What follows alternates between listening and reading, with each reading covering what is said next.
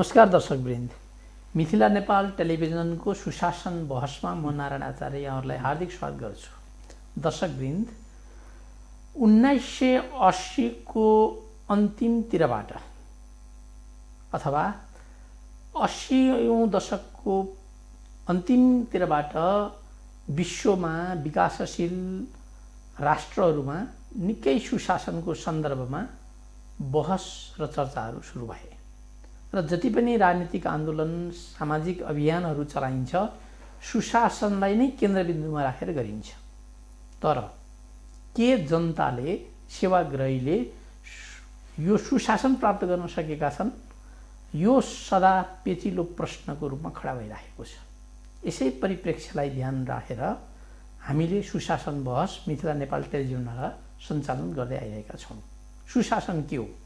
सुशासनका विशेषताहरू के हुन्? सार्वजनिक प्रशासनमा सुशासनको महत्त्व के छ? यसका विविध आयामहरू के हुन् र सुशासन कसरी कायम गर्न सकिन्छ भन्ने विषयमा केन्द्रित रहेर आज हामी सुशासन बहसलाई अगाडि बढाउन गइरहेका छौँ। र आज हाम्रो स्टुडियोमा साहित्यकार एवं पूर्व प्रशासक प्रतीक ढकाल उपस्थित हुनुभएको छ। प्रशासन क्षेत्रमा लामो अनुभव हासिल गर्नुभएका प्रतीक ढकाल एउटा सर्वविदित व्यक्तित्व हुनुहुन्छ, बहुआयामिक व्यक्तित्व हुनुहुन्छ। उहाँका धेरै पुस्तकहरू पनि प्रकाशित छन् र प्रशासनलाई पनि नजिकबाट हेर्नुभएका प्रतीक ढकालसँग आज हामी सुशासन बहसमा विशेष छलफल गर्दैछौँ। यहाँ हार्दिक स्वागत छ। धेरै धेरै धन्यवाद। आराम हुनुहुन्छ? ठिक छु। अब सुशासन गुड गभर्नेन्स भनेर यो सरकारी गैर सरकारी संस्थाहरूले पनि निकै कार्यक्रमहरू चलाइरहेका हुन्छन्। हजुर। अब सर्वसाधारण जनताले बुझ्ने गरी हजुर यो के हो यो सुशासन भनेको? हजुर, यहाँबाट बताइदिनु पर्यो। यस्तो छ, यो सुशासन बुझ्नका लागि पहिले त शासनै बुझ्नु पर्यो। शासन भन्ने शब्द चाहिँ यो ग्रिक भाषाको कुबेर्नाओ भन्ने शब्दबाट आएको छ। कुबेर्नाओ भन्ने शब्दको नेपाली अर्थ खोज्नुभयो भने त्यो कुबेर्नाओ लास्टमा गभर्नान्स हुँदै आछ अङ्ग्रेजीमा। त्यसलाई नेपालीमा बुझ्नु भने परिचालन। परिचालन भनेको कस्तो परिचालन भन्दा शक्ति, नीति र प्रक्रियाको परिचालन। शक्ति, नीति र प्रक्रिया, यो तीनटा कुराको परिचालन। यो परिचालन कसले गर्छ त भन्दाखेरि सरकारले गर्छ। सरकारलाई अङ्ग्रेजीमा गभर्मेन्ट। यो गभर्मेन्ट भन्ने शब्द चाहिँ फेरि ल्याटिन भाषाको मेन्ते भन्ने शब्दबाट आएको छ। हेर्नुहोस्, हामीले जगैबाट जान खोजेको। त्यो मेन्ते भन्ने शब्दको चाहिँ अङ्ग्रेजी मिनिङ चाहिँ के हो भने टु माइन्ड, सोच्नु, चिन्तन गर्नु, विचार गर्नु। के विचार गर्ने भन्दा मुलुक र मुलुकवासीको हित कसरी गर्न सकिन्छ भनेर चिन्तन गर्ने संस्थाको नाउँ चाहिँ सरकार। त्यसले गर्ने शक्ति, नीति र प्रक्रियाको परिचालनको नाउँ चाहिँ शासन। र त्यो शासन राम्रो भयो, जसका लागि नीति, शक्ति र प्रक्रिया परिचालन गरिएको छ तिनले राम्रो भने सुशासन भयो, नराम्रो भयो भने कुशासन भयो। आखिर यी शब्दहरू त हिँड्छन् नि। जस्तो हाम्रो पूर्व क्षेत्रका भनौँ न, मातर भन्ने शब्द पश्चिमी दुनियाँमा पुग्दा मदर भएर पुग्यो। फादर, पितर भन्ने शब्द उता पुग्दा फादर भएर पुग्यो। उताको टोब्याको हाम्रातिर आइपुग्दा तमाखु भएर आइपुग्यो। यी शब्दहरू त संसारव्यापी भ्रमणमै हुन्छन्, होइन? यी शब्दहरूको हामीले जगबाट हेऱ्यौँ भने पनि सु उपसर्ग भनेको राम्रो, होइन? लक्षणा, लक्षण भयो कि सुलक्षणा, झन् राम्रो लक्षण भयो कि। लोचना, आँखा भयो कि सुलोचना, राम्रा आँखा भए कि भने जस्तै शासन जब सु हुन्छ, राम्रो, चलन चल्तीको भाषामा भन्छन् नि राम राज्य, गुनासो रहित शासन, शक्ति र अधिकारको चाहिँ न्यायोचित वितरण, जनतालाई केन्द्रबिन्दुमा राखेको शासन इत्यादि भनेर हामीले साना र ठुला अर्थमा, बुझ्ने र नबुझ्ने अर्थमा हामीले सुशासनलाई परिभाषित गर्छौँ। सुशासन वास्तवमा चाहिने नै होइन। अब अर्को कुरो चाहिँ हेर्नु, शासन भन्ने चिज कहिल्यै पनि हुनै सक्दैन। शासनको मान्यता त्यो नहुनु पर्ने हो। शासनको मान्यता भनेकै, शासन भनेको के, एउटा जिम्मेवार सोच्ने। गभर्मेन्ट भन्ने त मेन्तेबाट आएको छ नि, मैले अघि नै भने नि शब्द। त्यो भनेको चिन्तन, टु माइन्ड, सोच्नु, चिन्तन गर्नु, विचार गर्ने संस्थाले विचार गरेर शक्ति नीति र प्रक्रियाको परिचालन गरिसकेपछि सु र कु किन चाहियो? तपाईँको काम सु मात्रै हुन्छ। तपाईँले लगाएको लुगा सु लुगा र कु लुगा हुन्छ? तपाईँले खाएको खानेकुरा सुखाना र कुखाना हुन्छ र? हामीले अहिले सुनिराखेको कुरा सुकुरा र कुकुरा त हुँदैन नि। कुकुरा हुनै भएन, कुखाना हुनै भएन। यसको सुशासनको मूल मान्यता भनेको चाहिँ यो हो। त्यसैले सुशासनलाई हामीले सजिलो अर्थमा बुझ्दाखेरि असल शासन जहाँ जनताको गुनासो छैन भनेर बुझ्नुपर्ने हुन्छ। अब दुनियाँको विषयमा त हजुर अब धेरै कुराकानीहरू हाम्रो समयले गर्दा पनि गर्न नपाइएला।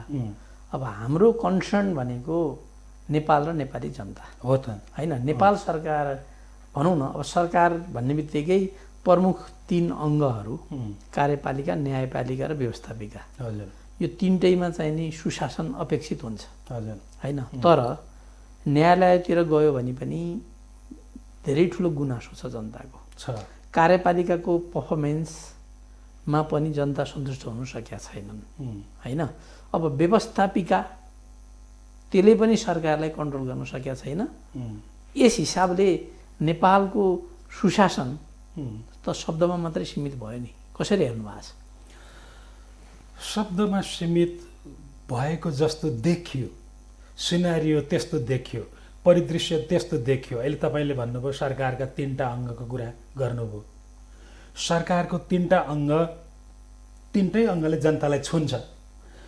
छोइएको ठाउँमा जनताले शीतल भएको महसुस गरेन, पोलेको महसुस गर्यो, पीडा भएको महसुस गर्यो। एउटा मान्छे कर तिर्छ, कर तिर्न जाँदा पनि अपमानित भएर आउँछ, कर तिर्न जाँदा पनि दुःख पाएर आउँछ, जबकि उसले तिरेको करबाट मुलुक धानिन्छ। यो यस्तो हो। अब यो तपाईँको पहिलो प्रश्नसँग जोडिएरै हेऱ्यो भने नेपालको अर्थमा कुरो बुझिन्छ। तपाईँले अघि कार्यक्रमको सुरुवातमा पनि भन्नुभयो 1980 को दशक पछाडि भनेर भन्नुभयो। 1980 को दशकमा चाहिँ यो खुलापन र आर्थिक उदारीकरणको कुरा आयो। सुशासनको अवधारणाको बीज रोपिएको चाहिँ 1990 को दशकबाट हो। शासन व्यवस्था कसरी भने नाम सुशासन भनियो 1989 बाट, तर शासन व्यवस्था जनताप्रति जिम्मेवार हुनुपर्छ भन्ने बीजको अवधारणा भयो। यो कुरो कसरी आयो भन्नुहुन्छ भनेदेखि बहुपक्षीय दात्री निकायहरूबाट यो वर्ल्ड ब्याङ्क, IBRD जस्ता संस्थाहरूले सब सहारण क्षेत्रमा वर्षौँदेखि अर्बौँ लगानी गरे। अर्बौँ लगानी गर्दाखेरि पनि जनताको जीवन त उठ्दैन। जनताको जीवनै नउठेपछि वर्ल्ड ब्याङ्कले 1989 मा अध्ययन गरे। हेर्नुहोस्, वर्ल्ड ब्याङ्कले 1989 मा अध्ययन गर्नुभन्दा अगाडिसम्म विकासको सिद्धान्त के भन्ने मानिन्थ्यो भने ट्रिकल डाउन, माथि टाउकोबाट खन्याइदिएपछि जिउभरि पुग्छ भन्ने मानिन्थ्यो र केन्द्रले बजेट बाँड्थ्यो, योजना बनाउँथ्यो आदि इत्यादि। संसारभरिको मोडेल त्यही थियो एक समय, केन्द्रीकृत हो। कारण यसलाई ट्रिकल डाउन थ्योरी भन्छन्, ट्रिकल माथिबाट खन्याउने सिद्धान्त। त त्यो सब सहारण क्षेत्रमा हेर्दाखेरि त के भने माथिबाट त खन्यायो, तर बिचैबाट पाइप लाएर एउटाले निकालिदिँदो रहेछ, तल त पुग्दैन। जनता त कहिल्यै हरियो फर्किँदैन। अनि जब सब सहारण एरियामा चाहिँ यसरी भ्रष्टाचार मौलाको देखियो, अनि बल्ल एसियाली विकास ब्याङ्क, विश्व ब्याङ्क जस्ता यिनीहरू जति छ नि बहुपक्षीय दात्री निकाय, यिनीहरूले तेस्रो विश्वमा, अब अहिले भन्नु होला अहिले त त्यो 2 ध्रुवीय विश्व त छैन। यो बेला आएको बेला त त्यो रुस र अमेरिका चाहिँ शक्तिशाली भएकाले 2 ध्रुवीय विश्व थियो। फेरि सोभियत सङ्घको विघटन पछाडि 1 ध्रुवीय भयो। अब अहिले फेरि त कसो चीन र अमेरिका 2 ध्रुवीय नै जस्तो भइरहेको छ नि। त्यस बेला भनिएको शब्द यो LDC, थर्ड वर्ल्ड कन्ट्री। पछाडि भएको रुस र अमेरिका एउटा भयो भने अनि थर्ड वर्ल्ड कन्ट्री, अहिले पनि थर्ड वर्ल्ड भन्ने चलनै छ। अब यो थर्ड वर्ल्ड कन्ट्रीमा चाहिँ साह्रै ठुलो गैर जिम्मेवार शासकहरू हुने, भ्रष्टाचार चरमचुलीमा हुने, अन्त पनि भ्रष्टाचार हुन्छ। तर के भने भ्रष्टाचार भनेको नामै भ्रष्टाचार, लुकेर गर्ने व्यवहार।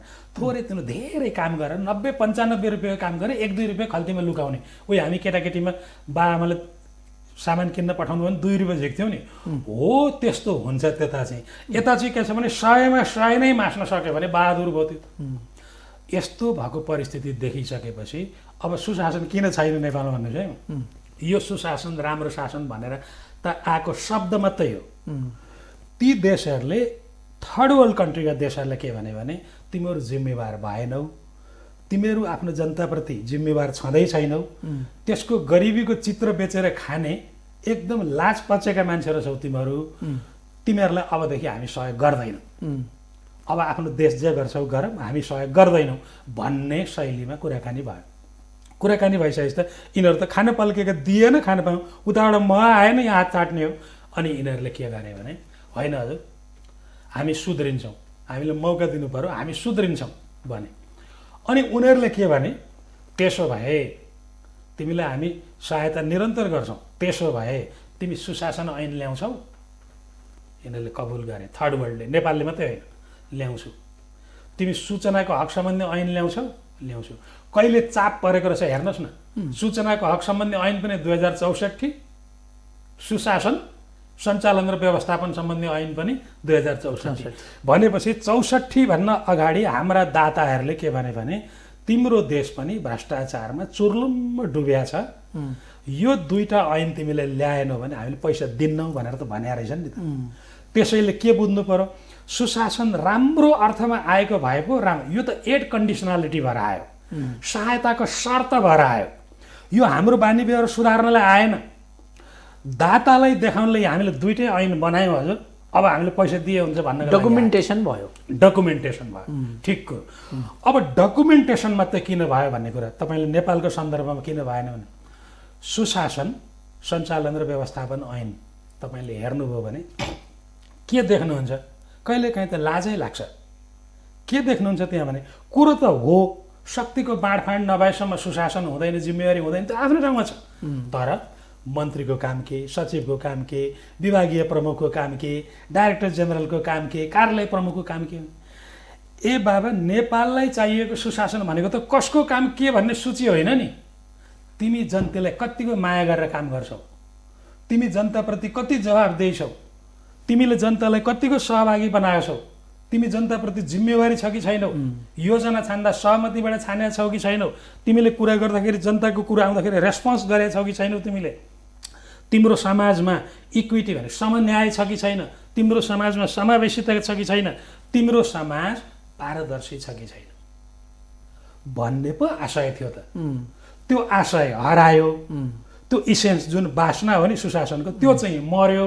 तपाईँले भने जस्तै डकुमेन्टेसन भयो, उसले भनौँ दुईटा ऐन नबनाएसम्म हामीले पैसा दिन्न भनेको थियो, हामीले दुईटा ऐन बनायौँ हजुर भनेर होमवर्क लागेर बुझाइयो। तर यहाँनिर मैले यहाँसँग के कुरामा प्रश्न हुन चाहेँ भने भ्रष्टाचार निवारण ऐन 2017 पछि 59 फेरि अर्को आएका अरे होइन, र संविधान। अब यो संविधानमा त सुशासनको लागि चाहिने कुराहरू त स्पष्टसँग उल्लेख गरेको छ नि त, छ मौलिक हकदेखि लिएर होइन सबै कुराहरूको संविधानमा व्यवस्था छ। सुशासनका लागि कानुनी हिसाबमा सरकारले गर्ने प्रयत्नहरू सबै छन्, पेपर वर्क सबै छ, खोट लाउन नलाउँदा पनि हुने गरी छ। तर मैले भन्न खोजेको कुरो चाहिँ नारायणजी के भने नियम बनाएर भएन, कार्यान्वयन नियम फेरिए, सबै समाचारको धुन समेत फेरियो, राजमार्ग भन्न छोडियो, लोकमार्ग भनियो। मेरो भनाइ चाहिँ के भने त्यसलाई राजमार्गै भनिरहौ, सार तत्त्वमा फर्काउनु पर्यो नि। समाचारको धुन भन्न खोजेको के भने नियम चाहिँ फेरियो, नियत चाहिँ फेरिएन। हामी त मान्छे त जहिले पनि नियतबाट गाइडेड हो नि। नियत चाहिँ पैसा कमाउनै भन्ने छ, नियत चाहिँ जनता भनेको दास हुन् भन्ने नै छ।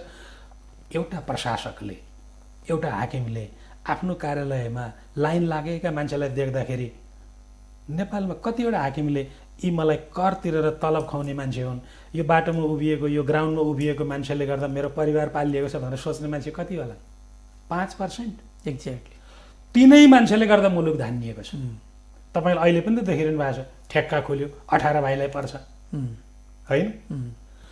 पिक्यू नै, त्यो पिक्यू हुन्छ नि, प्री क्वालिफिकेसन कहाँ हुन्छ?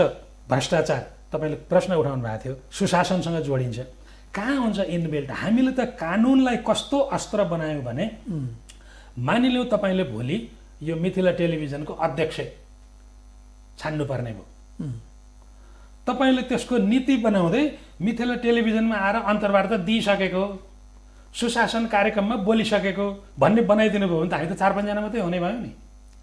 प्रतिस्पर्धाको घेरा एकदम सानो बनाइयो। PIL भन्छौँ हामी, पब्लिक इन्ट्रेस्ट लिटिगेसन। सार्वजनिक सरोकार महत्त्वका विषयमा चासो राख्ने मान्छेको घेरा तपाईँले घटाइदिइसकेपछि त नियम कानुन बमोजिम तपाईँको हेऱ्यो, कानुन बमोजिम छ, सार्वजनिक खरिद ऐन अनुसार छ, कोटेसन चाहिनेमा कोटेसन छ, टेन्डर चाहिनेमा टेन्डर छ, सिल्ड भनेको छ सिल्ड छ, प्रतिनिधि आएको छ, तर सबै भयो कि काम कुरो त मिलेन। नीतिगत भ्रष्टाचार, एकदम नीतिगत भनेर कानुन बमोजिम मिलाएर गरिने यो नियत त फेरेन नि हाम्रो। कानुन त निर्जीव अक्षरहरूको दस्तावेज न हो। तपाईँले भन्नुभयो संविधानमा सारा कुरा छ, त्यही संविधानमा तर लागू भयो कि भएन भनेर निर्देशक सिद्धान्तमा क्वेसन उठाउन पाइँदैन। यो चाहिँ राज्यले क्रमशः गर्ने हो भनेको छ नि त। त्यहाँ छुट दिन्छ, त्यहाँ खेल्ने ठाउँ दिन्छ, दिनु पनि पर्छ, तर हामीले दुरुपयोग गर्छौँ। मैले भने नि विकसित देशमा पनि हामीले बच्चा बच्चीमा 1-2 रुपियाँ नाफा गरे यस्तो करप्सन हुन्छ, तर हामी कहाँ चाहिँ ड्याङ ड्याङ बाटो भन्यो बाटै छैन। नत्र एउटा इज्जतदार मान्छेलाई शरमले मर्नुपर्ने विषय होइन, त्यसले गरेको पिच 1 महिनामा उक्किन्छ। त्यो मान्छे भोलि कसरी मुख देखाएर हिँड्न सक्ने हो? तर यहाँ त सानसँग हिँडेछ। अब यहाँ अघि यहाँले बडा महत्त्वपूर्ण कुराको उठान गर्नुभएको थियो। हामी सरकारी कार्यालयमा गयौँ भने हजुर त्यहाँ नागरिक बडापत्र, सिटिजन चार्टर भनेर राखेको हुन्छ। यो कोठामा यो कोठामा यो कोठामा यो र सबै डकुमेन्टहरू पुरा भयो भने काम यति मिनटमा सकिने भनेर लेखेको हुन्छ। त्यो डकुमेन्टेसनलाई खुल्ला गरिएको छ। त्यो पढ्दा बडा मजा आउँछ। हो, हाम्रो देशमा पनि यस्तो रहेछ, त्यति रहेछ। हजुर, क्षतिपूर्ति सहितको। तर त्यहाँ जाँदाखेरिमा त्यो कर्मचारी चिया खान भनेर गएको हुन्छ, आउला नै पर्खेर बस्यो, त्यतिबाट घर गएको हुन्छ। मैले भन्न खोजेको कुरा के छ भन्दाखेरिमा यो जुन कानुनी व्यवस्थाहरू गरिया छ नि, त्यो कार्यान्वयनको पक्ष, इम्प्लिमेन्टेसन र हरेक चिजमा अनेस्टी लुकिएको हुन्छ नि। यहाँले इन्टेन्सनको कुरा गर्नुभयो, त्यो छ। अब अलिकति मैले के कुरा चाहिँ जान्न चाहेँ भने सुशासनका लागि एउटा इलेक्टेड गभर्मेन्ट भयो, त्यो त आवधिक रूपमा आउँछ। अर्को जुन स्थायी गभर्मेन्टका चाहिँ पार्टहरू, सेलेक्टेड गभर्मेन्ट भन्नु लोकसेवा दिएर आउने अब त्यसभित्र पनि हजुरको चाहिँ खास गरी पुलिस, आर्मी अनि त्यस पछाडि गएर ब्युरोक्रेसी, यी सबै सेलेक्टेड हुन् नि, कुनै न कुनै माध्यमबाट छानिन्छ आएको हुन्छ। लोकसेवाले छान्छ भने यी चाहिँ नि यो सुशासनका चाहिँ अब्स्ट्याकल्सहरू हुन्। यीबाट चाहिँ कानुनलाई चाहिँ बङ्ग्याइएको छ भन्ने जनताको आरोप छ। यसमा के छ यहाँको धारणा? होइन, कुरो के हुन्छ भनेदेखि नि, यो भ्रष्टाचार युक्त समाजमा दुईटै काला भएपछि उसलाई मोसो लाग्यो कि उसलाई मोसो लाग्यो भन्ने कुरा हुन्छ। तपाईँले राम्रो प्रश्न उठाउनु भयो। सरकार जहिले पनि तिनटै अङ्ग, सबै अङ्ग सरकारका चल्ने भनेकै कसरी हो भनेदेखि पहिले थियो नि मन्टेस्क्यूको सेपरेसन अफ पावर भन्ने थियो नि, शक्ति पृथक हुँदाखेरि त झन् एकले अर्कालाई अल्झाए। अनि पछि जोन एडम्सको अर्को फर्मुला आयो नि, CAB, चेक एन्ड ब्यालेन्स। उसलाई छेक्ने, उसलाई सघाउने, यो छ नि अहिले हाम्रो संविधानमा जुन व्यवस्था छ तिनवटा अङ्गको बिचमा। त्यहाँ आखिर रहने भनेको को तपाईँले अघि भने जस्तै कि इलेक्टेड अफिसियलहरू रहन्छन् कि सेलेक्टेड अफिसियलहरू रहन्छन्। अब इलेक्टेड अफिसियल कसरी आउँछ? निर्वाचन आयोगमा खर्चको विवरण पेश गर्नु एउटा कुरो हो, तर नगरपालिकाको कुन चाहिँ वडाध्यक्ष घटीमा 20 लाख खर्च नगरिकन आछ भन्नुहोस् त? कुन चाहिँ मेयर करोड खर्च नगरिकन आछ? जब निर्वाचन यति महँगो हुन्छ नि, उसले त्यो पैसा उठाउनु पर्छ। जबकि निर्वाचन आयोगले यो इलेक्सनमा योभन्दा बढी पैसा खर्च गर्न पाइँदैन भनेर नि, त्यो त हिसाब मिलाएर दिने हो। त्यो हिसाब मिलाएर दिने हो। भयो उसले ती केटा दौडाउनै पर्यो, मासु भात खुवाउनै पर्यो, जाँड खुवाउनै पर्यो, मोटरसाइकल र्याली निकाल्नै पर्यो, तेल गर्नै पर्यो, त्यो पर्चा सामग्री छाप्नै पर्यो। ए बाबा, नेपालको निर्वाचन त मलाई लाग्छ संसारकै महँगो निर्वाचन मध्येकै एक त त्यो त्यसरी आछ। अनि त्यो त्यसरी आएको मान्छे अर्को इलेक्टेड चाहिँ फेरि के छ, टुप्पी कसेर पढेर अथवा लेफ्ट राइट खेलेर त्यो आएको छ। सुरक्षा अङ्गको रहेछ भने लेफ्ट राइट खेलेर उफ्रेर ज्यान बाजीमा हालेर आएछ, बौद्धिक एक्सर्साइज पनि गरेर आएछ, अर्को लेखेर आएछ, पढेर आएछ। त्यसले पनि के देखिराखेको छ भने फल्नाको छोरो सुब्बा हुने बित्तिकै काठमाडौँमा जग्गा किन, सेक्सन अफिसर हुने बित्तिकै घर बनायो, उपसचिव भइसकेपछि 2टा घर छन्। उसको आदर्श उसले सेट गरेको रोल मोडेल भन्छौँ नि हामी, को छ? वीरबहादुर शाही जस्तो मान्छे छैन। वीरबहादुर शाही जो गृह सचिव भएर निस्के कहिल्यै घर भएन उनको, होइन? वीरबहादुर शाही जस्तो मान्छे उसको मोडेल छैन। उसको मोडेल के छ? एकदम भ्रष्ट मान्छेहरू हाई फाई गरेका छन्, एकदमसँग ब्ल्याक लेभल ब्लू लेभल खाएर बसेका छन्। उसले लोकसेवा पास गर्ने उद्देश्य के गर्यो भने यहाँ अफिसरमा छिर्न सक्यो भने जिन्दगी मालामाल हुन्छ भनेर। हेर्नुहोस् पोल्युसन कहाँबाट घुस्यो? यहाँ घुसेपछि म यो देशको सेवा गर्न सक्छु, एक दिन सचिव हुन्छु, मैले यो मुलुकमा काया पलट गर्न सक्छु, नीति इन्जेक्ट गर्न सक्छु भनेर ऊ आएको छैन। अब ती 2टा मान्छे भेट भए मन्त्रालयमा, अब ती 2टा उस्तै उस्तै घाइते भएपछि त कुरा त हुनै भयो नि त। चुनावमा साह्रै खर्च भएको हजुर, यो केही गरेर यसो मिलाउन मिल्दैन भनेर उसले भन्छ। त्यो मिलाउनु त मिल्छ हजुर, तर अब त्यो हजुरलाई मात्रै मिल्दैन, हाम्रो पनि तल छन्, तलसम्म हुन्छ, लेखा हुन्छ, के हुन्छ, कानुनले मान्दैन, उसले मान्दैन, त्यो प्रशासनको अलिकति अप्ठ्यारो छ, त्यसले फेरि गर्छ प्रतिनिधि। अनि अब यो त सल्लाइले सुरु हुन्छ। त्यही भएर मैले जहिले पनि धेरै पहिले, म सानो मान्छे कसैले पनि कुरो सुनेन, मैले त यो कुरो त 50 सालको हाराहारीदेखि 54 सालको निर्वाचन पछाडि मैले भन्दै आएको छु, स्टेट फन्डिङको व्यवस्था हुनुपर्छ। स्टेट फन्डिङ भनेको नेपाली काङ्ग्रेसले कति भोट ल्याए, 1 भोटको कति पैसा हो स्टेटले हाल्दियो।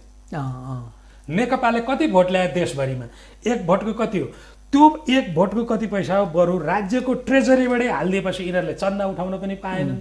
राज्यको ट्रेजरीबाट गइसकेपछि भोलि अडिट पनि हुने, चुनाव खर्च उठाउनेतिर लाग्नु पनि परेन। अनि चुनाव खर्च उठाउनु नपरेपछि व्यापारीको चङ्गुलमा पर्नु पनि परेन। मैले अघि प्रसङ्गवश तपाईँलाई अफ द रेकर्ड भने पनि थिएँ, व्यापारी त जहिले पनि त सत्ता पक्ष छ नि। उसले सबै दललाई उसको काया उसको ज्यान अनुसारको चन्दा दिएर बसेपछि ऊ कहिले त ऊ हार्न व्यापारी भएकै होइन। त्यो त प्रॉफिट मेकिङ एटिट्युड जो हारिराखेका छन् नि त्यो त लाइन नपाएका बिचरा ती अलमल्लिएका सानातिना सङ्गठित व्यापारीहरू। कार्टेलिङ हेर्नुहोस्, ल सरकारले कार्टेलिङलाई भङ्ग गर्ने भन्यो, कहाँ चाहिँ भङ्ग भयो त? भङ्ग भएन नि। यो पैसोको जगमा एकदम बलियो गरी गएको हुन्छ। त्यसले गर्दा तपाईँले भनेको उसले उसलाई बिगार्यो कि उसले उसलाई बिगाएर होइन क्या, यो दुइटैले बिगारिरहेका छन्। अब यो प्रवृत्तिका कुरा सरले उठाउनु भयो होइन, इन्टेन्सन। त्यो इन्टेन्सनमा क्रिएटिभिटी छैन, इन्टेन्सन एकदम डिस्ट्रक्टिभ छ। जस्तै तपाईँलाई म यही विचार भनिदिन्छु, त्यो जिल्लामा सिडिओ त छ, बोक्सी भनेर मान्छे मारिराखेको छ। त्यो जिल्लामा सिडिओ त छ, जातपातको अपमान भइरहेको छ। त्यो जिल्लामा सिडिओ त छ, एउटी स्वास्नी मान्छेलाई दाइजो नल्याएको भनेर नन्दा आमाजु सासू ससुरा देवर जेठाजु सबै मिलेर सुतेको ठाउँमा मट्टीतेल खनेर आगो लगाइरहेका छन्। ल एउटा घटना त उसको जानकारी बिना भयो अरे, अर्को घटना कहिल्यै नहुने गरी अपराधीलाई सार्वजनिक प्रदर्शन त गर्न सक्छ नि, त्यहाँ त प्रहरी पनि त छ नि। 54 सालमा कपिलवस्तुमा म सिडिओ भएको बेला एउटा बोक्सी केस मैले सम्हालेँ। अब यहाँ लामो हुन्छ, मैले एउटा बोक्सी केस मैले ह्यान्डल गरेँ। तराईको ह्युमन डेभलपमेन्ट इन्डेक्सन कमजोर भएको रौतहट भन्दा पनि पछाडिको जिल्ला हो कपिलवस्तु। 54 सालदेखि अहिलेसम्म एउटा पनि बोक्सी किन निस्किएन त? किनभने मैले जब एउटा बोक्सी निस्क्यो यसरी उपचार गरिदिएँ कि फेरि बोक्सी छ भनेर भन्ने हिम्मत कसैलाई एक लपटो लगाएको होइन, लाठी चलेको छैन, केही भएको छैन। तर सारा जिल्लाले सिक्ने मौका पायो। क्रिएटिभ काम गर्ने मान्छे छैनौँ, क्रिएटिभ काम गर्दा पैसा आउँदैन। क्रिएटिभ काम गर्ने मान्छेलाई त्यो इलेक्टेड अफिसरले रुचाउँदा पनि रुचाउँदैन। फेरि कारण त्यो हो, तपाईँले हेर्नुहुन्छ नि ती एकै थरीका मान्छेले, मैले कसैलाई भन्न खोजेँ है, एउटै मान्छेले 10औं ठाउँमा नियुक्ति पाउँदै हिँड्छन्, एउटै मान्छे घुमिराख्छन्, अनि सडकमा अरू मान्छे छैन। राम्रा मान्छे नगनाएका मान्छेहरूलाई त उल्टै घरि मुद्दा लाछन्, घरि के छन्। तपाईँले कथा सुन्नु भने भन्सारमा एउटा घुस नखाने हाकिम आएछ अरे, भए जति जम्मै कर्मचारी मिलेर सबभन्दा भ्रष्ट त यही हो भनिदिएछन् अरे। किनभने त्यहाँ त खेल फड्को बिग्रियो नि। तपाईँले देखिरहनु भएको छ नि कस्ता कस्ता मान्छेले मुद्दा पीडित छन्, मै छु होइन। यो त एकदम यो कसो भने सुशासन भन्ने कुरा त नि परको कुरो, शासन नै पनि छैन सुझिक्ता पनि, जबकि हुनु पर्थ्यो। कुरो त्यो हो। कानुन नीति नियम सबै छन्, इमान्दार प्रयत्नको खाँचो छ। 5 वटा मात्रै सिडिओ राम्रो भइदिएर 5 वटा मात्रै प्रहरीका जिल्ला हाकिमहरू राम्रो हुनु हो भने सुरुवात त्यहीँबाट हुन्छ घाम झुल्किन। गर्न नसकिने कुरै होइन। नेपाल प्रहरीले चाह्यो भने पानी मुनि गएको अपराधीलाई पनि निकाल्न सक्छ। म त आधा जिन्दगी गृहमा बसेका मान्छे हो नि, मलाई थाहा छैन र नेपाल प्रहरीको क्षमता छ। एसियाका टप 10 प्रहरी सङ्गठनभित्र पर्छ नेपालको प्रहरी सङ्गठन। तर आज निर्मलाको हतियार पत्ता लाग्दैन। किन? कामै गर्न पाउँदैन। को कहाँ जोडिन्छ, को कहाँ जोडिन्छ। डनहरूले चलाएको देश, डनसँग साँठगाँठ, सबै अपराधीहरूसँग साँठगाँठ। अब अर्को कुरा, हजुर, हामीले यो उठान गर्नै पर्छ सुशासनको सन्दर्भमा कुरा गर्दाखेरिमा। राजनीति हामीले ब्युरोक्रेसीको, आर्मी पुलिसको कुराकानी गऱ्यौँ। उता कमाउनको लागि जागिर खाने त्यहीँ सिद्धियो, देश बनाउनका लागि होइन, होइन आफ्नो क्षमता प्रदर्शन गर्नका लागि होइन, कमाउनका लागि सरकारी जागिरमा आकर्षण छ। उपसंहार यही हो। त्यस्तो मानियो। हामी पस्ताको मात्रै तपाईँलाई म भनिदिन्छु, अहिले कहीँ देख्नुहुन्न तपाईँले। लोकसेवाको मध्यमाञ्चल थापाथलीको कार्यालयमा म एउटा कसै साथीको फारम भर्ने सिलसिलामा गएको त त्यहाँ मैले के देखेँ थाहा छ? तपाईँको आफ्नो क्षमता, योग्यता र प्रतिभा राष्ट्रलाई दिनुहोस्, यो राष्ट्र निर्माणको महान अभियानमा सरिक हुनुहोस् लेखेर। म त ढक्क छाती फुल्यो। ए बाबा, कोही त छ यो देशमा तिमी तिम्रो योग्यता, क्षमता, प्रतिभा यो राष्ट्र निर्माणका लागि देऊ भन्दै मागिराखेको छ। मलाई लाग्यो मसँग पनि केही योग्यता, प्रतिभा, क्षमता त होला, जाँच दिनु पर्यो। सेक्सन अफिसर भइयो आयो। आज हामी लोकतन्त्र हुँदै गणतन्त्रमा आयो। तपाईँले कहीँ देख्नु भएको छ यस्तो सूचना? त्यसैले आह्वानमा पनि धेरै यो हामी अब हामीलाई पैसा चाहिएको छैन, हामीले कुरो बुझ्यौँ। हामीले जति धेरै पैसा कमायौँ उति धानको भात पनि खानु हुन छोडो, मर्दा खाली हात जाइने रहेछ भन्ने कुरा हामीले बुझ्यौँ। यो सुन चाँदी खाने चिज होइन रहेछ हामीले बुझ्यौँ। आखिर एउटा झुम्रो लाउने रहेछ, जति थरी वार्डरोबमा सुट थुपारे पनि काम रहेन रहेछ। मैले कुरा बुझेँ। म साँच्चै इमान्दार हुन्छु, तपाईँले मलाई साथ दिनुहोस् भनेर नेपालको नेताहरूले भन्यो भने अहिले पनि जनता जुरुक्कै उठेर आउँछ। त्यति गुणी छन् क्या नेपाली जनता। होइन, मैले यहाँको चाहिँ नि अब के छ भन्दा, यहाँ एउटा लेखक साहित्यकार पनि हुनुहुन्छ, यहाँका पुस्तकहरू पढ्ने, होइन, यो कार्यक्रम पनि यहाँको एउटा भर्सन हो, एउटा एडिसन हो, होइन। हजुर हजुर। अब धेरै हिसाबले यहाँ प्रस्तुत हुन सक्नुहुन्छ। मैले खालि के उठान गर्न खोजेको भने, हामी नेपालीहरूले मुक्तिनाथबाट चाहिँ सुरु भएको भएर कालीगण्डकीलाई नेपाल काडासम्म पनि त्यसलाई मान्छौँ, ढोग्छौँ, जल, होइन। यस अर्थमा पनि मुहानबाट सफा पानी बग्नु पर्यो कि दामोदर कुण्डबाटै बग्नु पर्यो। दामोदर कुण्डबाटै बग्नु पर्यो। अब अपराधको राजनीतिकरण, राजनीतिको अपराधीकरण, यो जुन फ्रेज छ नि हो, यो चाहिँ नि सबैभन्दा ठुलो चाहिँ शत्रु हो सुशासनको। हो। कसरी विश्लेषण गर्नुहुन्छ? निसन्देह तपाईँ अहिले पनि हेर्नुहोस्, अपराधको राजनीतिकरण नाम चलेका मुलुकभरिका डन हेर्नु हो भने कुनै न कुनै राजनीतिक दलका केन्द्रीय सदस्य छन्। अपराधको राजनीति, राजनीतिको अपराधीकरण व्याख्या गर्नै परेन, सबै कुरो प्रष्ट छ। पैसाले सबैको रक्तचन्दनको कुरो यो छन् नि, तस्करीकै कुरा, लागु औषध के पहाडको अर्घाखाँचीको एउटा गाउँको एउटा सानो कुनाबाट आएको केटोले यसो गर्दाखेरि 2-4 पैसा हुन्छ अरे क्याम्पसको फी तिर्नुपर्छ अरे भनेर आउने हो। त्यो त विशाल अपराध, अन्डरवर्ल्ड डनहरू छन्। सुन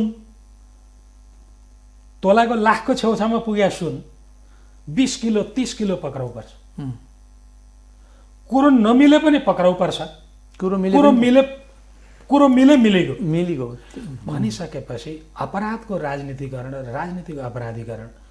अब यहाँ त मैले त के देख्न थालेँ भने सुशासनको सबभन्दा ठुलो शत्रु भनेकै यो नेक्सस हो। यो नेक्सस तोडिदिनलाई तपाईँले अघि भन्नुभयो नि, यो देशमा अहिले पनि एउटा मान्छे, अब तपाईँ हामी सडकबाट कराएर त भएन, यो देशमा निर्णायक तहको कुनै एउटा मान्छेले मलाई पैसा चाहिँदैन, मलाई मर्छु भन्ने थाहा छ, मलाई पैसा चाहिँदैन, म यो देशको कायापलट गर्छु भनेर भन्नु हो भने अहिले पनि सम्भव छ, अहिले पनि सम्भव छ।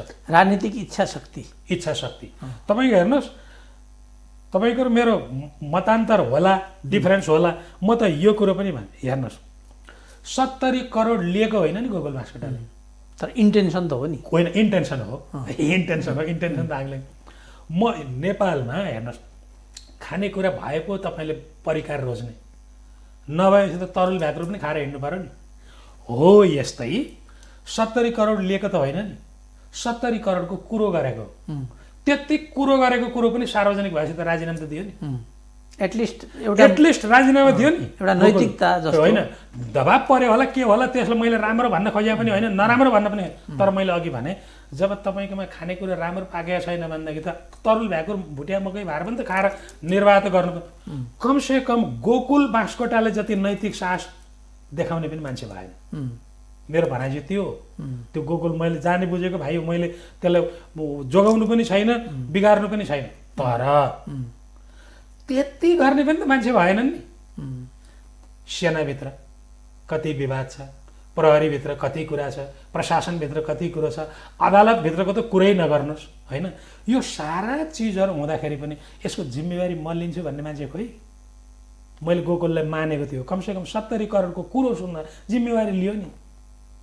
त्यही बदमासले चाहिँ यो अडियो होइन, यो सरकारी कार्यालयहरूमा गएर फाइलहरू चेक गरेर गोकुल बास्कोटाले एक किसिमले जनताको मत पनि जित्नु थालेका थिए। तर यस्तो अभद्र प्रस्तुति कि एउटा यो कर्णप्रिय पनि भएनन् कि उनी, अलि हेर्दाखेरिमा सुन्दाखेरिमा पनि अलि अप्रिय लाग्ने। अनि सबैले चाहिँ उ गरेको बेलामा ठ्याक्क त्यो अडियो सार्वजनिक हुने बित्तिकै उनको गयो। तर पनि जननिर्वाचित मान्छे हो, फेरि पनि आउलान् होइन। त्यसो हो, ती राम्रो मान्छे भन्न खोजेकै होइन, डिफेन्स गरेको पनि होइन। मैले के मात्रै भनेको, हाम्रो विषयान्तर नभइकन भनेदेखि कुरो सुन्दा पनि राजीनामा त दियो नि उसले त, एकछिनको लागि उसको एपियरेन्स, बोली चाली सबै, उसको रिउडनेस सबै हामीले बिर्स्यौँ। कुरो चल्यो, राजीनामा त दियो नि। तर कामै हुँदा पनि राजीनामा नदिएका मान्छे त छन् नि। यो त नेपाली जनताले त हेरिराखेका छन् नि सबै कुरा। लाटा छैनन् क्या नेपाली जनता।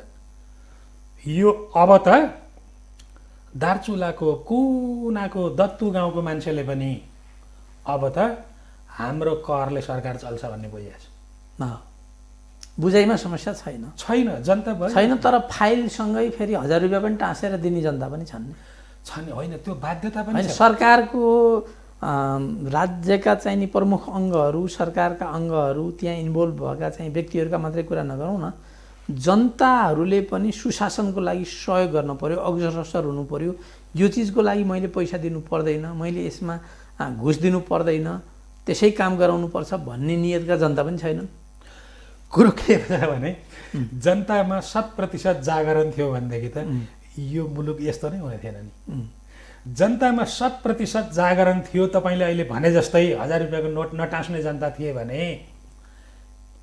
यी नेतालाई छान्ने पनि थिएनन् नि। यी सेलेक्टेड अफिसियल लोकसेवा दिएर तालिम लिएर आउनेहरू चाहिँ यिनै आउँथे होइन। नेताले त जनताकै कमजोरी गर्ने त हो। चुनावको अघिल्लो दिन उनीहरू राँगा काट्छन्, खसी काट्छन्, भोज भतेर गर्छन्, रक्सी खुवाउँछन् भने त यसमा जनता चुक्छन् भन्ने बुझेर नै गर्छ। अनि जनतामा सार्वभौमसत्ता निहित छ भनेर भन्छौँ नि हामी।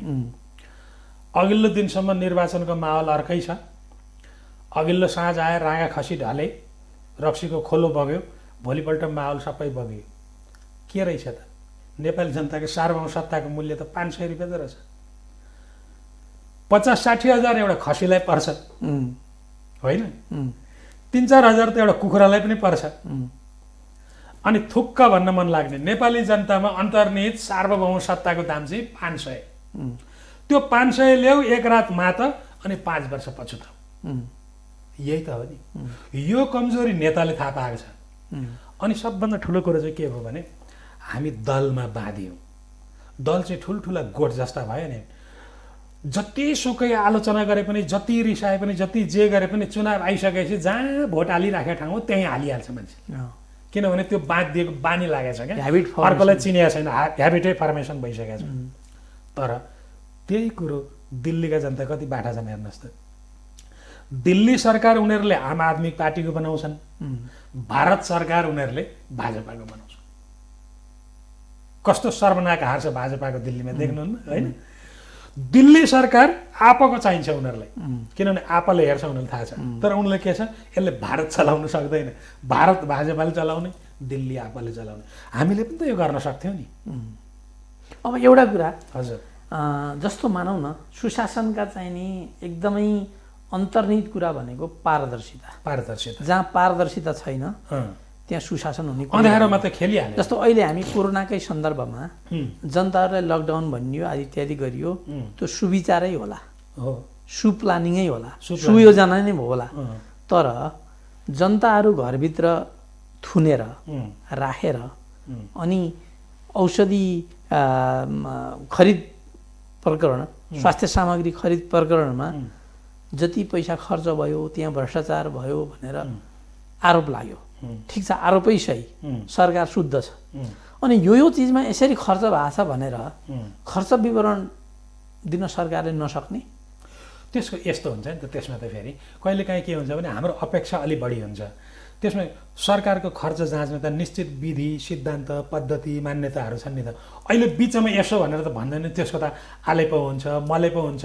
मलेपोको प्रतिवेदन सम्माननीय राष्ट्रपतिज्यू कहाँ जान्छ, राष्ट्रपतिबाट संसदमा आउँछ, संसदमा लेखा समितिमाथि छलफल हुन्छ। भानुभक्तले त्रुटि नै गरेछ भने पनि त उभिने दिन त आउँदैछ नि त। त्यसो भएकाले गर्दा अब सरकार भनेको चाहिँ कस्तो हो भने, अघि भने नि शक्ति पनि भएको चिज हो। शक्ति भएको चिज अलिकति उन्मादी पनि हुन्छ। तपाईँ हामी बाटा हिँड्दै जाँदाखेरि कसैलाई पनि धक्क्याउँदै कुट्दै हिँड्दैनौँ नि, तर लाठी बोकेर पुलिसले त ट्वाक्कै हान्न पनि सक्छ नि। त्यो सरकार र हिंसा त जोडिएकै चिज हुन्छ होइन। पावर इज करप्ट भनिहाल्छ। अब सरकारले पिसिआर किनेको मसिन किनेको बिल यो हो, पिपिईको बिल यति हो, मास्कको गोटा यति हो भनेर टुँडी खेलमा बसेर बिल देखाउँदै त कहाँ हिँड्छ त? त्यसको त निश्चित पद्धति ठिक छ, त्यो कुरालाई स्वीकार गरिन्छ। एउटा पद्धति हुन्छ, त्यसको छानबिनको निकाय छ, अख्तियार दुरुपयोग अनुसन्धान आयोग छ, विभिन्न निकायहरू छन्, त्यसले छानबिन गर्ला। यहाँले अघि मलेपोको कुरा उठाउनु भयो। अब जुन वार्षिक प्रतिवेदन बुझाइन्छ नि, त्यो वार्षिक प्रतिवेदनमा हाम्रो झन्डै 14-15 अर्बको बजेट छ सङ्घीय सरकारको, खर्बको बजेट छ। अब त्यसमा 5-6 खर्ब पैसा खर्च गरेको ऊ मिलेन, बेरुजु त निकाल्यो त, आर्थिक सुशासन त भएन नि त। भएन। यसमा त भयो सुशासन भन्ने बित्तिकै नारायणजीले के बुझ्नुहोस् भने, सुशासन भन्ने बित्तिकै आर्थिक प्रक्रियासँग जोडिएको कुरो नै सबभन्दा ठुलो हुन्छ। किनभने अघि तपाईँले मेजर त्यसको विशेषता फिचर भनेकै पारदर्शिता। पारदर्शिता भनेको के हो भने छ्याङ्गै हुनु हो, छ्याङ्गै हुनु हो, नाङ्गै हुनु चाहिँ होइन। सर्टेन कुराहरू सरकारले गोपनीयता नै राख्छ। अब यो कुरो कहाँ कल्चरदेखि पनि गएर बिग्रिएछ भने, मन्त्री नियुक्त भएपछि मान्छेले पद तथा गोपनीयताको शपथ लिन्छ।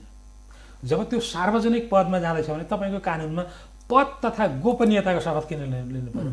पद तथा पारदर्शिताको शपथ को खुवाउनु पर्यो त? कल्चरले बिगारेछ हामीले। एउटा कुरो त्यो कल्चरदेखि पनि हामी बिग्रिया छौँ। कल्चरले त हामीले कति बिगारेछ भने यस चोखिन पनि समय लाग्छ। तपाईँले बाल्यकालमा अक्षर चिन्दाखेरि कसरी पढ्नु? कपुरी ग, खरायो ख, गाई गोडे ग, घर जस्तो ग भन्दा के म भनेर पढ्नु भयो? राम्रो म भनेर पढ्यौँ हामीले। राम्रो म भनेको कि त्यसले थाहा छैन हामीलाई, हाम्रो अवचेतनमा बसेको छ मनमा। के छ?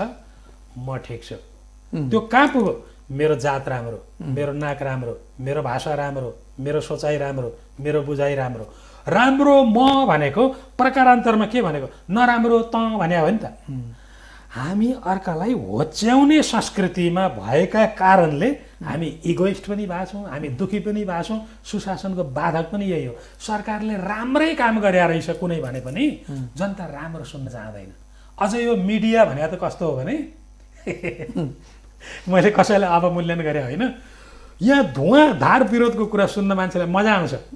आहा क्या बोल्यो भने त हुन्छ, तर राम्रो पनि गरे हुन्छ नि। सरकार त छ नि त केही। तपाईँ अहिले पनि त हेर्नुहोस् त, वर्ल्डोमिटरमा अहिले पनि हेर्नुहोस् त, नेपाल 40,000 हाराहारीमा छ। नेपालभन्दा मास्तिरको देशमा, हामी कहाँ त 200, नेपालभन्दा मास्तिरको देश एक स्टेप मास्तिर 500-600 मान्छे मरेका छन्। नेपालभन्दा एक स्टेप मुन्तिरको देशमा 900-1000 मान्छे मरेका छन्। गर्या होला नगर्या होला, औषधिले होला, जडीबुटीले होला, किचनको मसलाले होला, बेसार पानीले होला, केही न केही त गरेछ नि। अनि फेरि कहिलेकाहीँ हामी एकदम विरोधी मानसिकतामा छौँ। प्रधानमन्त्रीले बेसार पानी खाऊ भने हो नि, विष खाऊ भने त होइन नि। बेसार पानी खाऊ भनेर प्रधानमन्त्रीले भने त्यहाँ बसेर भन्नुहुन्थ्यो, हुँदैन थियो, अर्कै बहसको विषय होला। तर प्रधानमन्त्रीले बेसार पानी खाऊ भनेकोलाई विषै खाऊ भने चाहिँ गरेर कुकोलो मचाउनु पर्ने केही जरुरी? आखिर बेसार त राम्रै चिज रहेछ नि त। आयुर्वेदले भनिराखेको छ बेसार पानी खाएकै भएर निको भएँ भनेर। अमेरिकाको जोडीले समेत हस्पिटल भर्ना भएन, किनभने त्यहाँको भर लागेन, घरमै बेसार पानी खायौँ भनेर त हामीले मिडियामा पढेर। त्यसै पनि त टर्मरिक औषधीय गुणले परिपक्व चिज हो।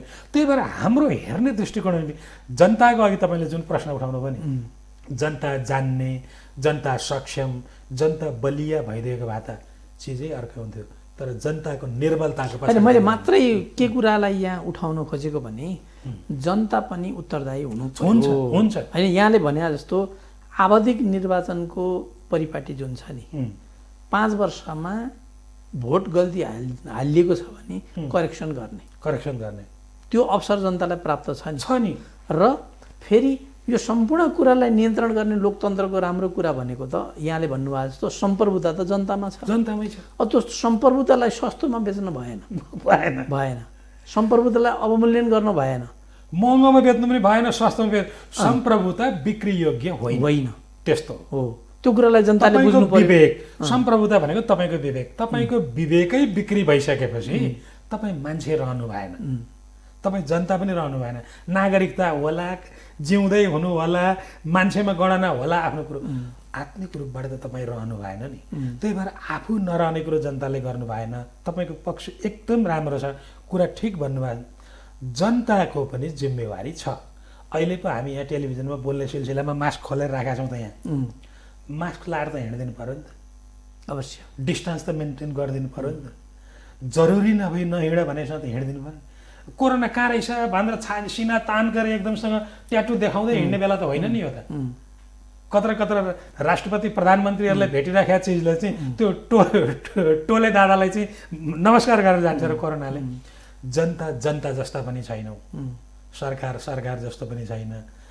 कसो हेर्दाखेरि त कस्तो लाग्छ भने यो मुलुकमा त मान्छे जस्तो छैन कि, सबै पैसाबाट सञ्चालित मान्छेहरू मात्रै, यान्त्रिक मान्छेहरू जस्तो, रोबोट जस्तो लाग्छ क्या। विवेक नभएको र काम गर्ने त यन्त्र मान्ने भयो नि त। त्यसैले जनता जागेको बेला र नियत सफा भएको बेला सबभन्दा ठुलो कुरो, अब यहाँनिर आएर आध्यात्मिक दर्शनहरू, नैतिक शिक्षाकै कुरा आउँछ। म मर्छु भन्ने कुरा चाहिँ मान्छेलाई ज्ञान हुनु पर्यो क्या। म मर्छु, म एक दिन सिद्धिन्छु, यसो नेताहरूले सोचुन् क्या। सुकामतिर ओरिएन्टेसन हुनु पर्यो। होइन, गहिरो कुरा छ नि।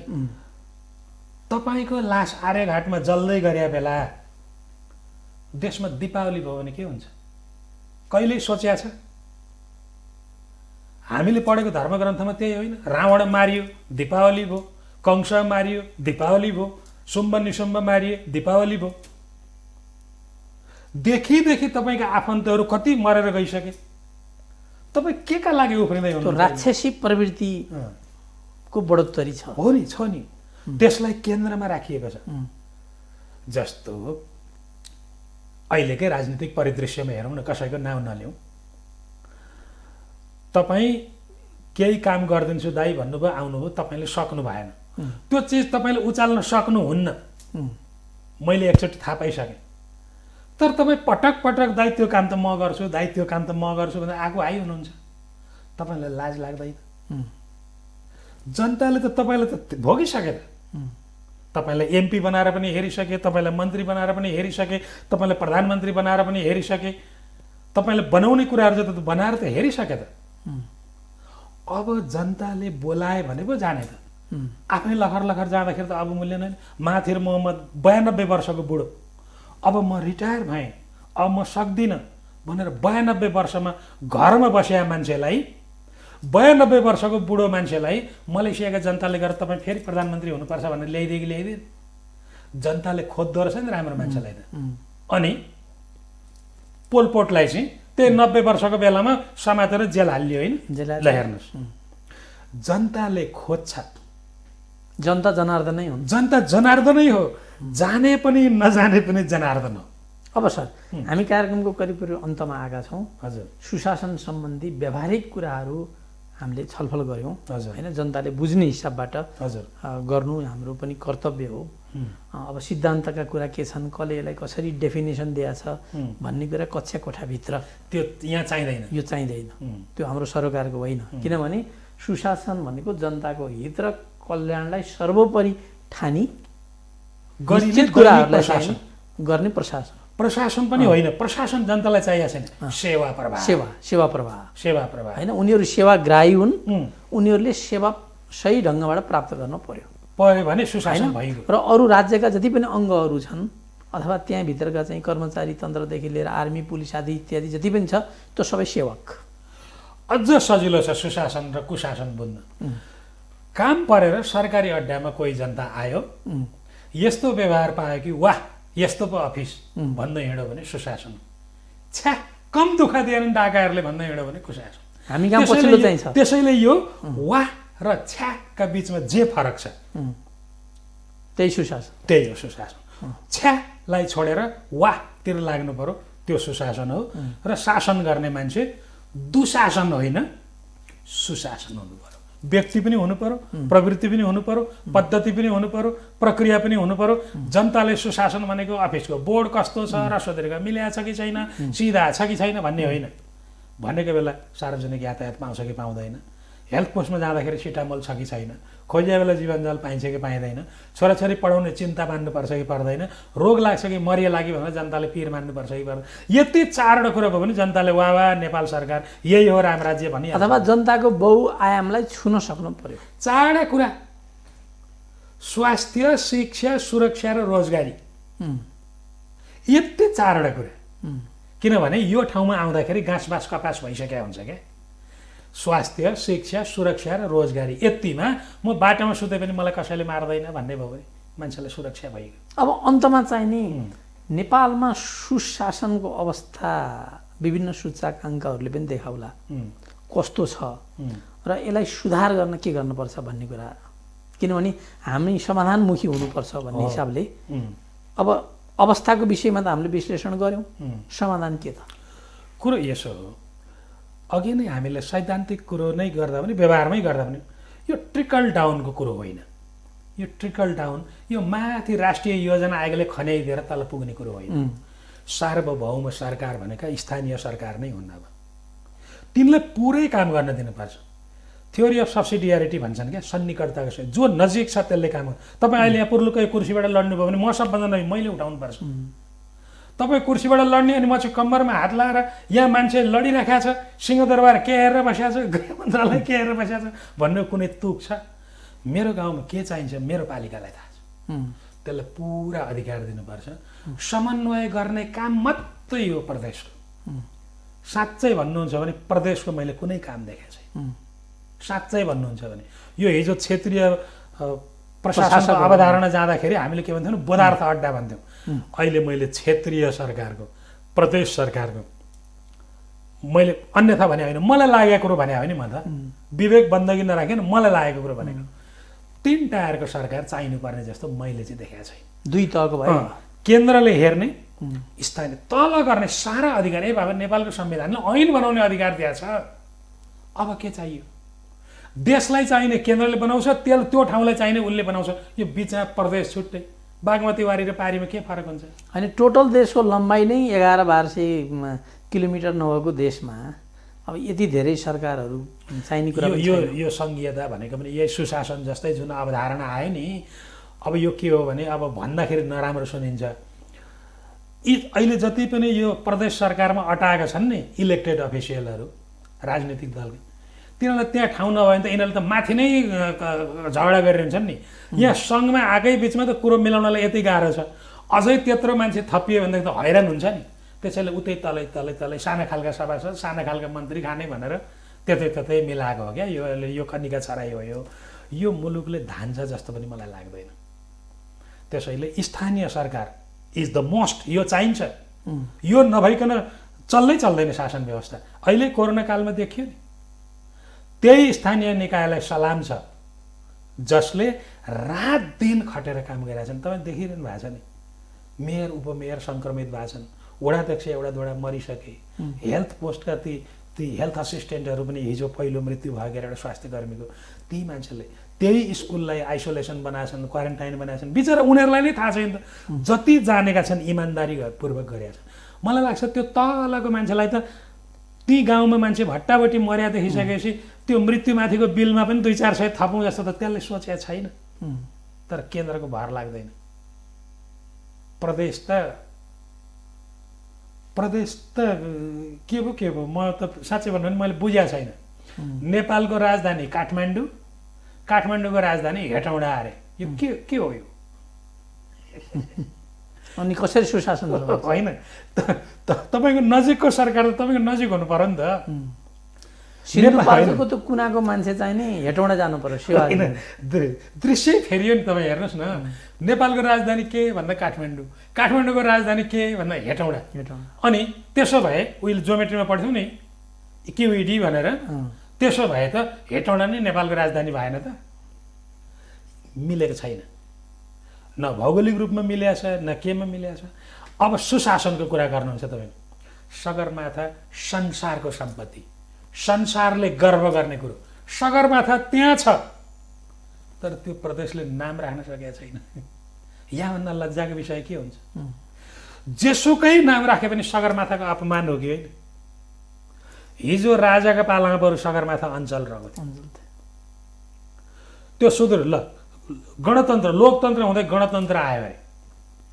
मैले नाम राख्नु भएकोमा विपत्ति गरेको होइन, त्यो सार्वभौम संसदले गरे मलाई केही छैन। तर मेरो कुरो त छ नि, त्यो सुदूरपश्चिम भन्ने नाउँ दिएको कसले? राजाले होइन। अनि हिजो समाचारको धुन फेर्ने र राजमार्गलाई लोकमार्ग बनाउँदै हिँड्ने मान्छेहरूले आज किन सुदूरपश्चिमै भनेको त? त्यसलाई खप्तड प्रदेश भने भए हुँदैन थियो? त्यही त। कति एक त भन्न सजिलो हुन्थ्यो, त्यति बेला त विभिन्न कारणले सुदूर थियो। होइन, त्यस बेला उनको नजरमा सुदूर थियो। आज त सुदूर छैन। कर्णालीमा 22वटा पुल कर्णाली पारी बनेपछि त्यो दूरमा छैन, निकटमा। खप्तड प्रदेश भनेको भए पर्यटकीय महत्त्व समेत झल्किन्थ्यो।